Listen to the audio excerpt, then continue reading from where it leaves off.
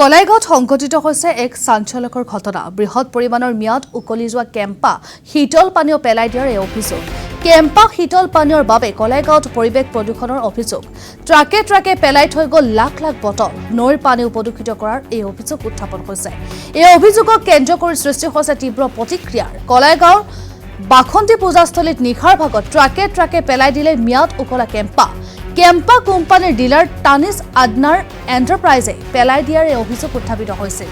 ইয়াৰ পিছতে স্থানীয় একাংশ মহিলাই উক্ত শীতল পানীয়সমূহ নোৱা নৈত পেলাই দিয়াৰ লগতে খালী বটলসমূহ ভঙা চিঙা সামগ্ৰী হিচাপে বিক্ৰী কৰিবলৈ লৈ যায় একাংশই।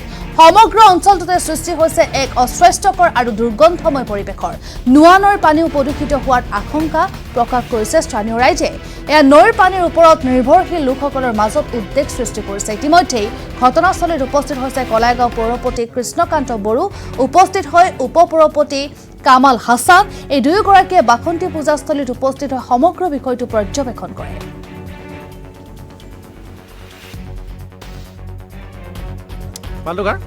আপুনি তো ক'লে ৰেকৰ্ডিঙত আছে মোৰ ৰেকৰ্ডিং কৰিছে এনেকুৱা কথা নহয় নহয় আপোনালোক মাতিছে ধুনীয়াকৈ আহিছে কি এইটো কি বস্তু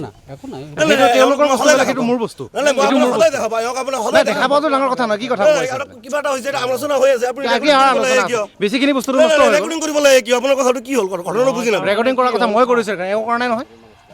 আপুনি ইমান গৰমত কিয় কথা কৈছে? আপুনি ইমান গৰমত কিয় কথা কোৱা নাই দাদা নাই কিয় গৰমত কথা কৈছে? নাই দাদা আপোনাক মই কেনেকৈ গৰমত কথা ক'লো পিছে মই আহিব নালাগিছিলে নাই আহিব নালাগিছে।